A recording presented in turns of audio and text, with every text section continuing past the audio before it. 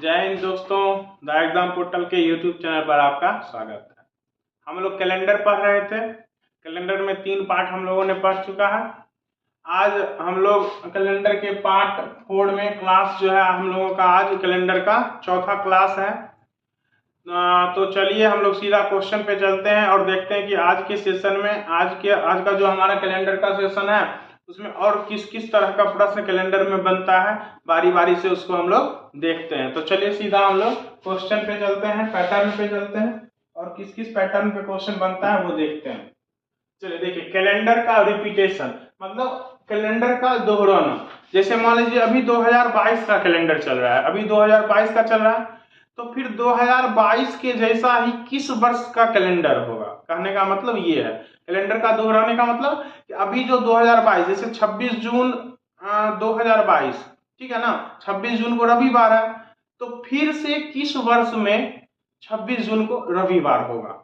तो बोलेंगे उसी वर्ष में 26 जून को रविवार होगा जिस वर्ष का कैलेंडर किसके जैसा हो, तो 2022 के जैसा हो। तो बोलेंगे 2022 का कैलेंडर किस वर्ष दोहराएगा, ये भी बोल सकते हैं हम लोग। जिस वर्ष दोहराएगा उस वर्ष 26 जून को फिर से क्या होगा, रविवार होगा। बात समझ रहे हैं ना। तो कैलेंडर का रिपीटेशन हम लोग इसको बोल सकते हैं कि कोई भी वर्ष किस वर्ष दोहराता है, किसी भी वर्ष का कैलेंडर कितने वर्षों के बाद दोहराता है, तो इसको हम लोग देखेंगे। तो कहने का मतलब किसी भी वर्ष का कैलेंडर कितने साल में दोहराता है, कितने वर्षों में दोहराता है, इसको हम लोग कैसे करेंगे। तो ये डिपेंड करता है वर्ष पे कि वर्ष कौन सा है, ठीक है ना। हर एक तरह का वर्ष जो होता है वो अलग अलग समय पे दोहराता है। जैसे मान लीजिए 2022 का हम बात करें, किसका बात करें, 2022।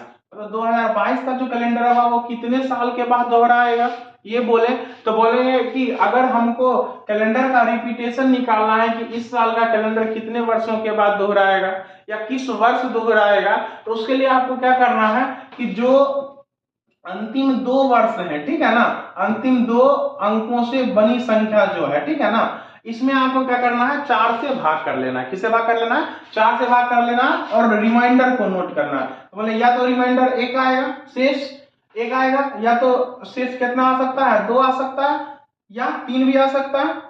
तो या तो आपको शेष 1 आएगा या शेष आपका 2 या 3 आएगा, या तो शेष आपका कुछ नहीं आएगा, तो बोलेंगे 0 आएगा। इसके अलावा तो और कोई शेष नहीं बच सकता है 4 से भाग देने पर। तो बोले अगर शेष 1 बचे, अगर शेष क्या बचे, 1 बचे, तब जो कैलेंडर होगा वो 6 वर्षों के बाद दोहराएगा। कितने वर्षों के बाद, 6 वर्षों के बाद दोहराएगा। और अगर बोले शेष आपका 2 या 3 बचे, रिमाइंडर आपका क्या बचे, 2 या 3 बचे, तब बोलेंगे 11 वर्षों के बाद कैलेंडर दोहराएगा।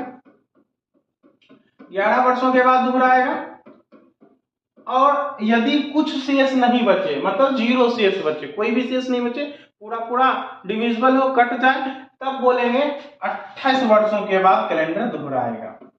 तो 28 वर्षों के बाद। तो कहने का मतलब कि कोई भी वर्ष हो तो वो 6 वर्ष, 11 वर्ष, नहीं तो 28 वर्ष में दोहराएंगे।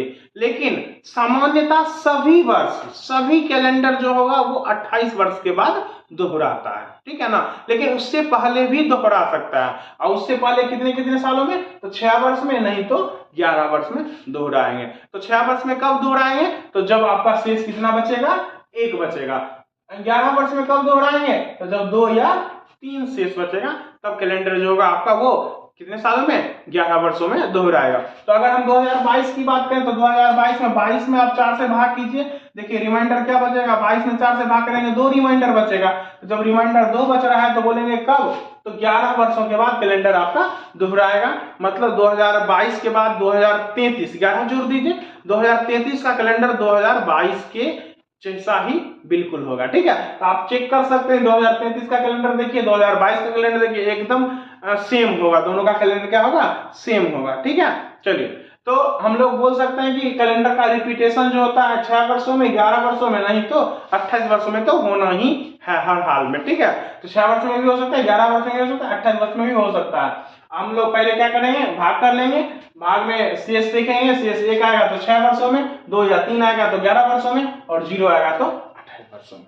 ठीक है, अब आप लोगों को अच्छे से समझ में आ गया होगा कि कैलेंडर का रिपीटेशन कितने वर्षों में होता है। अब हम लोग नेक्स्ट टॉपिक पे चलते हैं। चलिए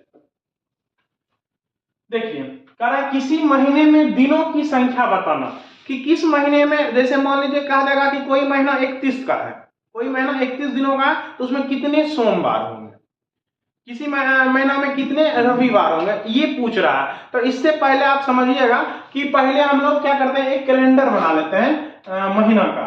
जैसे आपका संडे से स्टार्ट करते हैं, Sunday, Monday, Tuesday, Wednesday, Thursday, Friday और फिर सैटरडे। चलिए कैलेंडर लिखते हैं हम लोग अच्छे से।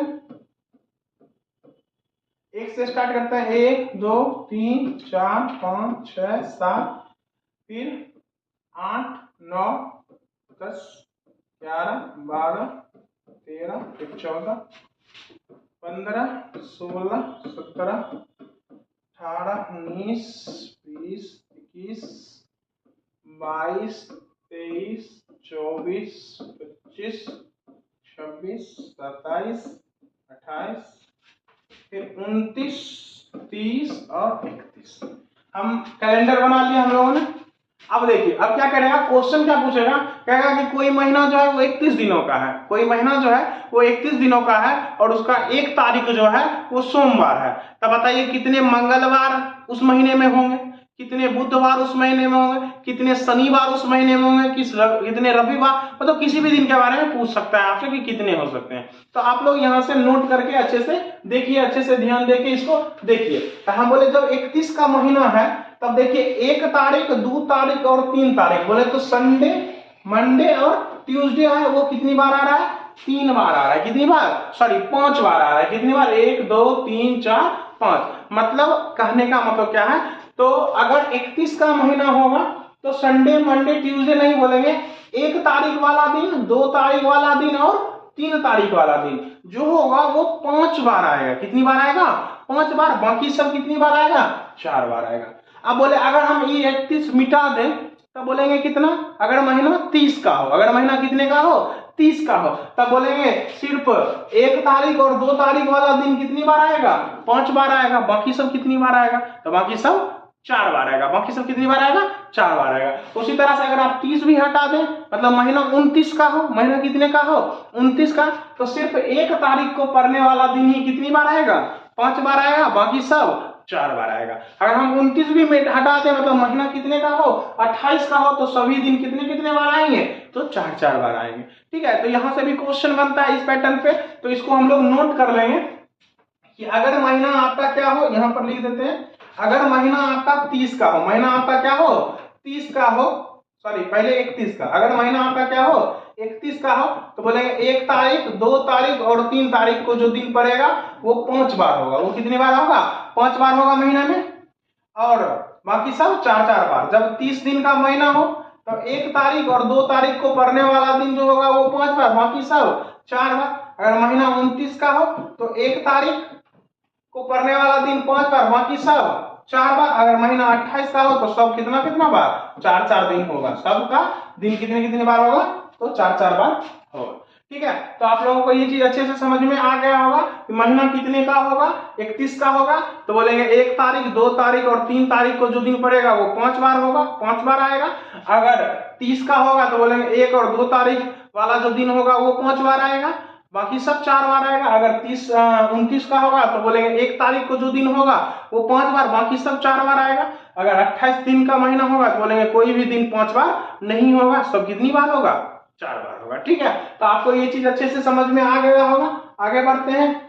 अब जैसे इसमें अगर मान लीजिए कि क्वेश्चन पूछ देगा, जैसे क्वेश्चन इसी में पूछ देगा कि किसी महीने की 1 तारीख को मंगलवार है, किसी महीने की 1 तारीख को मंगलवार है, तो उसमें कितने बुधवार होंगे, उस महीने में कितने बुधवार होंगे।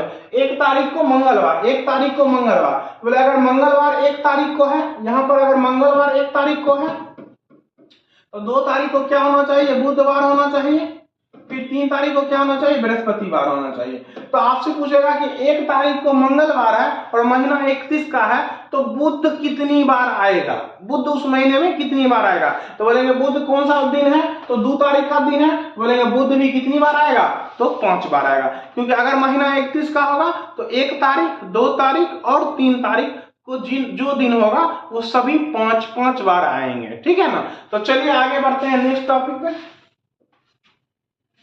देखिए लीप वर्षों की संख्या निकालना, हाँ ये भी एक बहुत इंपॉर्टेंट मतलब कहिए तो कॉन्सेप्ट है, कैलेंडर में बार बार पूछा जाता है इस पे आधारित क्वेश्चन कि लीप वर्षों की संख्या निकालना। जनरली आपसे क्या पूछा जाएगा कि 100 वर्षों में कितने लीप वर्ष होते हैं, 200 वर्षों में कितने लीप वर्ष होते हैं, 300 वर्षों में कितने लीप वर्ष होते हैं, या 400 वर्षों में कितने लीप वर्ष होंगे, ये आपसे पूछा जाएगा, ठीक है।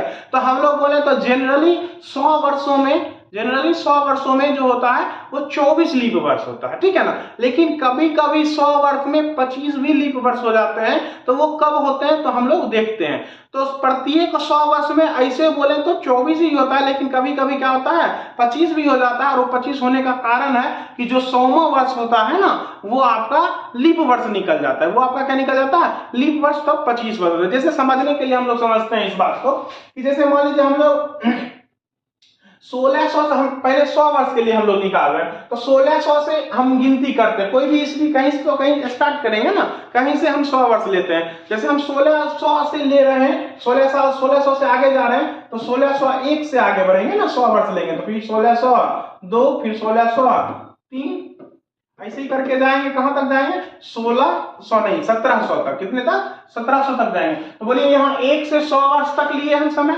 तो 100 वर्ष हो गया। अब इस 100 वर्ष में लीप वर्ष हमसे पूछेगा, तो हम बोले लीप वर्ष तो हम उसी को बोलते हैं जो 4 से, नहीं तो 400 से कटता हो। मतलब जनरल ईयर जो होगा वो 4 से कटना चाहिए, और जो सेंचुरी ईयर होगा वो 400 से डिविजिबल होना चाहिए, कटना चाहिए। तो बोले यहाँ तो 1 नहीं होगा, 2 नहीं होगा, 3 नहीं होगा, मतलब 4 से शुरू होगा, मतलब लीप वर्ष जो आपका होगा वो 1604 होगा, फिर 1608 होगा, फिर 1612 होगा। बात समझ रहे ना। इसी तरह से कहां तक जाएगा, 1700 होगा क्या, बोलेंगे 1700 होगा क्या, 1700 में तो 400 से नहीं लग रहा है ना भाग, ये सेंचुरी ईयर, ये 400 से कटना चाहिए। बोले ये नहीं होगा, तो फिर क्या होगा, 1696, क्या होगा, 1696। देखिए 4 एक लीप ईयर हुआ, फिर ये दूसरा, ये तीसरा, तो ये कम्मा होगा, गिन लेना है। ये 1 देखिए 4 1 है, 8 2 है, 12 है, मतलब 4 से गुना होके हो रहा है ना। हम लोग क्या करेंगे इसमें, देखेंगे 24 चौक 96, 24 से 4 से गुना करेंगे 24, मतलब लीप ईयर्स की संख्या कितना हो जाएगा, 24। आप चाहें तो यहाँ एपी लगा के निकाल सकते हैं, अरिथमेटिक प्रोग्रेशन समांतर श्रेणी पढ़े होंगे, वो लगा के आप एन नंबर ऑफ टर्म्स भी आराम से निकाल सकते हैं, ठीक है। लेकिन हम लोग ऐसे भी देख के जज कर लेंगे कि इसको 4 1 है, 8 2 है, 12 3 है, तो 3 चौक 12, तो 24 चौक 96, बात समझ रहे ना, तो 24 होगा। तो जनरली 100 वर्षों में कितने होते हैं, 24 ही होते हैं। लेकिन हम लोग देखते हैं अब 1600 हो गया, अब 1700 से अगर आगे बढ़ेंगे, देखिए तो 1701 तो होगा नहीं, फिर 1702 भी नहीं होगा, 1703 नहीं होगा, फिर 1704 हो जाएगा। तो बोलेंगे 1704, फिर 1708, फिर 1712, इसी तरह से कहां तक, 1800 तक जाइएगा ना, 1800। लेकिन आप ही बोले क्या 1800 होगा लीप वर्ष, बोले लीप वर्ष तो ये नहीं होगा, हम बोलेंगे 1800 नहीं लिखेंगे, क्या लिखेंगे, 1796 लिखेंगे, क्या लिखेंगे, 1796। तो फिर वही बात, देखिए 4 1 नंबर का लीप वर्ष हो गया, 8 2 नंबर का, फिर ये 3 नंबर का, तो ये कितने नंबर का, 24 नंबर का, इसमें भी तो 24 ही लीप वर्ष आए। अब देखिए फिर यहां से आगे बढ़ेंगे, अब 1800 तो होगा नहीं, फिर 1804 से स्टार्ट होगा, 1804, फिर 1808, फिर ये आगे जाएगा उसी तरह से कहां तक, 1896 तक, कहां तक जाएगा, 1896 तक, क्योंकि 1900 लीप वर्ष नहीं होता है, 1900 होगा लीप वर्ष नहीं होगा, तो हम 1896 तक ही जाएंगे। तो फिर वही बात, ये 1 ये 2 ये कितना नंबर का, 24 नंबर का, इसमें भी तो 24 ही लीप वर्ष हुआ। तो फिर आगे बढ़िएगा, 1800 से आगे बढ़िएगा तो 1904, फिर 1908, फिर ये आगे बढ़ेंगे कहां तक, अब की बार 2000 तक जाएगा ना, क्योंकि 2000 लीप वर्ष होता है, 2000 क्या है, लीप वर्ष है। 1900 के बाद क्या आ जाएगा आपका, 2000 हो जाएगा। अब देखिए यहाँ पर क्या होगा, ये 1 नंबर का, ये 2 नंबर का, ऐसे करके ये 100 वाला टर्म है, तो 25 चौका 100 ना, तो यहाँ पर इस 100 साल में क्या हो गया, 24 नहीं 25 लीप वर्ष हो गए। कितने लीप वर्ष हो गए, 25। तो बोले जनरली जो होता है वो क्या होता है, वो आपका 100 वर्ष में 24 लीप वर्ष होता है, ठीक है ना। लेकिन कभी कभी 25 भी हो जाते हैं। तो आपसे अगर सीधा सीधा ये पूछा जाए कि 100 वर्ष में कितने होते हैं, तो हम लोग बोलेंगे 24, ठीक है। क्योंकि हमको यहाँ पर ईस्वी तो डिफाइन नहीं किया है। अगर ईस्वी डिफाइन करे और आने वाला सेंचुरी ईयर लीप वर्ष हो, तब बोलेंगे कि आपका 100 वर्षों में कितना होगा 25, अन्यथा कितना होगा 24। मतलब आने वाला जो 100 साल के दरमियान जो आने वाला सेंचुरी ईयर होगा, अगर वो लीप वर्ष निकला तो बोलेंगे लीप वर्षों की संख्या 100 वर्षों में कितना 25, और आने वाला अगर सेंचुरी ईयर लीप वर्ष नहीं होगा तब बोलेंगे लीप वर्षों की संख्या कितना 24। तो इसी तरह से बोल सकते हैं 100 वर्ष में 24, फिर अगला 100 साल में भी 24, फिर अगला 100 साल में भी 24, लेकिन उसके अगला साल क्या हो जाएगा, वो 25 हो जाएगा। क्योंकि प्रत्येक 400 साल में तो एक सेंचुरी ईयर आएगा ना जो लीप ईयर होगा। जैसे यहाँ पर हम 4 साल का निकाले तो 4 साल में देखिए 400 साल का निकाले, 400 साल में देखिए एक आ गया ना सेंचुरी ईयर, तो प्रत्येक 400 साल पर एक सेंचुरी ईयर तो आ ही जाएगा जो लीप वर्ष होगा। तो वैसे भी एक बढ़ जाएगा। मतलब अगर सिर्फ 100 साल का पूछा जाए तो बोलेंगे 24, 200 साल का पूछा जाए तो बोलेंगे 24 दूनी 48, अगर डिफाइन नहीं किया जाए इस बीच तो। उसके बाद 300 साल का पूछा जाए तो 24 या 72, और अगर 400 साल का पूछ देगा तो बोलेंगे 24 चौक 96, और एक वाला सेंचुरी ईयर जो लीप ईयर होगा वो मतलब 97। मतलब प्रत्येक 100 साल में 24 बोलेंगे, लेकिन जब 400 साल का बात होगा तब एक लीप ईयर और बढ़ जाएगा, तो हमारा आंसर हो जाएगा 97।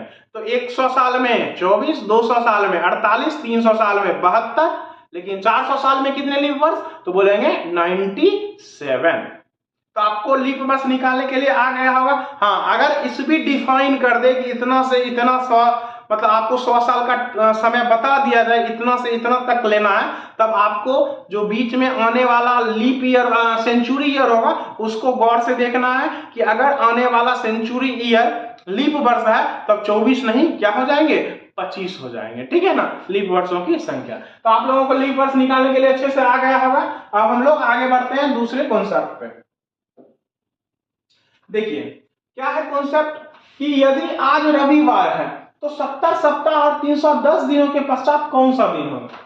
तो समझिएगा, अगर आज रविवार है तो बोलेंगे अगला सप्ताह फिर क्या होगा, रविवार होगा। फिर उसके अगला सप्ताह क्या होगा, रविवार होगा। फिर उसके अगला सप्ताह क्या होगा, रविवार होगा। फिर उसके अगला सप्ताह क्या होगा, रविवार। मतलब आज अगर रविवार है तो प्रत्येक 7 दिन के बाद रविवार ही आएगा। मतलब सप्ताह से कोई फर्क पड़ेगा क्या, दिन में कोई फर्क नहीं पड़ेगा। मतलब आज रविवार तो एक सप्ताह बाद भी रविवार, 10 सप्ताह बाद भी रविवार, 20 सप्ताह बाद भी रविवार, 70 सप्ताह बाद भी रविवार। सप्ताह कितनों दे देगा उसके बाद तो रविवार ही होगा। मतलब 70 सप्ताह यहाँ जैसे दे रहेगा तो इसका तो कोई मतलब ही नहीं रहा, तो बोलेंगे इससे हमको कोई फर्क नहीं पड़ेगा। 70 सप्ताह हटा दीजिए, सप्ताह से कोई मतलब नहीं है। उसके बाद क्या है 310 दिनों के बाद हम क्या करते हैं, इस 310 में कितने सप्ताह होंगे ये निकाल लेते हैं। तो सप्ताह निकालने के लिए क्या करते हैं हम लोग, भाग कर लेते हैं। किससे, तो 7 से। चलिए 7 चौक 28, तो आपका 3 आ गया, फिर 0, फिर 7 चौक 28 तो 2 आ गया, तो 2 दिन शेष बच गए। ये होता है आपका सप्ताह की संख्या, ये और विषम दिनों की संख्या होती है। तो बोले 44 सप्ताह इसमें होगा, बोले 44 सप्ताह बाद फिर रविवार आ जाएगा। 44 सप्ताह बाद फिर क्या आ जाएगा, रविवार आ जाएगा। इससे तो कोई इफेक्ट नहीं पड़ेगा। इफेक्ट किससे पड़ेगा, तो बस इसको देखना है। तो बोले 44 सप्ताह खत्म, फिर रविवार आ गया। उसके बाद कितने दिन बच रहे हैं, तो 2 दिन और बच रहे हैं। तो रविवार के बाद सोमवार, सोमवार के बाद मंगलवार। मतलब हमारा जो सही आंसर हो जाएगा इस क्वेश्चन का क्या हो जाएगा, तो वो हो जाएगा मंगलवार। बात समझ में आया। तो हम लोग क्या करना है, सप्ताह में कन्वर्ट कर लेना है, सप्ताह को हटा देना है, सप्ताह से कोई फर्क नहीं पड़ेगा। फिर जो 8 डेज बचेगा बस उसको ऐड करके हमारा जो सही आंसर होगा वो निकाल लेंगे। इस तरह का अगर प्रश्न आपको दिखे तो आप इसको ऐसे बना सकते हैं, ठीक है। चलिए आगे बढ़ते हैं नेक्स्ट कॉन्सेप्ट पर। देखिए यदि किसी महीने की 5 तारीख को रविवार है तब 26 तारीख से 3 दिनों के पश्चात कौन सा दिन होगा। अब इसमें इस टाइप का जो प्रश्न बनता है ना, इसमें लैंग्वेज प्रॉब्लम होता है, इसमें लैंग्वेज आपको फंसाएगा। तो सबसे पहले 2 बात हम लोग अच्छे से सीखते हैं कि से जब लगा रहे इस तारीख से, इस दिन से, तो आपको उसी दिन से गिनती शुरू कर देना है, ठीक है ना। जैसे कहेगा आज से 2 दिन, तो आज हो गया 1 दिन, फिर कल हो गया 1 दिन, तो 2 दिन। मतलब से जिसमें लग जाएगा तो हम लोग उसी से गिनती शुरू कर देंगे, वहीं से गिनती शुरू कर देंगे, ठीक है ना। के बाद के बाद लिखा रहेगा तो जिस दिन के बाद का बात करेंगे उसके अगले दिन का हम बात करेंगे, ठीक है ना। के बाद लिखा रहेगा, जैसे बोलेंगे कि आज से 2 दिन के बाद, तो पहले आज से, तो आज 1 दिन हो गया, कल 1 दिन हो गया, तो 2 दिन हो गया। के बाद मतलब तीसरे दिन का बात कर रहा है आपसे, बात समझ गए। तो से जब कहेगा तो उसी दिन से स्टार्ट करेंगे गिनती। के बाद कहेगा तो जिस दिन तक कह रहा है उसके अगले दिन का हम लोग हिसाब करेंगे, अगले दिन के का बात कहेंगे उसको, ठीक है ना। अब फिर एक और होता है वहां लगा रहेगा आपको, वहां जैसे आज से 5वां दिन, आज से 5वां दिन, मतलब आज से स्टार्ट करेंगे तो आज से 5वां दिन, या 2 तारीख से 5वां दिन, तो वहां जब लगा रहेगा तो बस आपको क्या करना है, गिनती आज से ही शुरू करना है, लेकिन 5वें दिन पे रुक जाना, अगला दिन नहीं बताना है, 5वें दिन पे। तो आज से जैसे, तो आज 1 दिन हो गया, कल, फिर परसों, तरसों, चौथा रोज, फिर 5वां रोज, तो छठा पे जिस पे भी पहुंचिएगा बस उसी के बारे में बताना है, उससे अगला के बारे में नहीं बताना। लेकिन के बाद लगा रहेगा तब आपको उस दिन के बारे में नहीं, उससे अगला दिन के बारे में बताना है। चलिए इसको देखते हैं, इस क्वेश्चन को अच्छे से समझ लेंगे। यदि किसी महीने की 5 तारीख को रविवार है तब 26 तारीख से 3 दिनों के पश्चात, तो आप बताइए 26 तारीख से नहीं गिनती हो जाएगा शुरू, से लगा हुआ है 26 तारीख में, तो 26 तारीख से ही हम लोग गिनती शुरू कर देंगे। और लेकिन उसके 3 दिन के बाद का बात कर रहा है, बोले पहले हम 3 दिन गिनते हैं, 26, 27, 28, लेकिन लगा हुआ है के बाद, अगर वही तीसरा रहता तो 28 पे ही रुक जाते, ठीक है ना। लेकिन कह रहा है के बाद, तो बोले 28 के बाद क्या आएगा, 29, मतलब ये 29 तारीख का बात कर रहा है। किसका बात कर रहा है, 29 तारीख का। तो बस 29 तारीख का डेट आपको दिन बता देना है, 29 तारीख का क्या बता देना है, दिन बता देना है। चलिए तो 29 तारीख का हम लोग दिन बता देते हैं। तो 5 तारीख को क्या है, रविवार है, 5 तारीख को क्या है, रविवार। तो बोले प्रत्येक 7 दिन के बाद रविवार आएगा।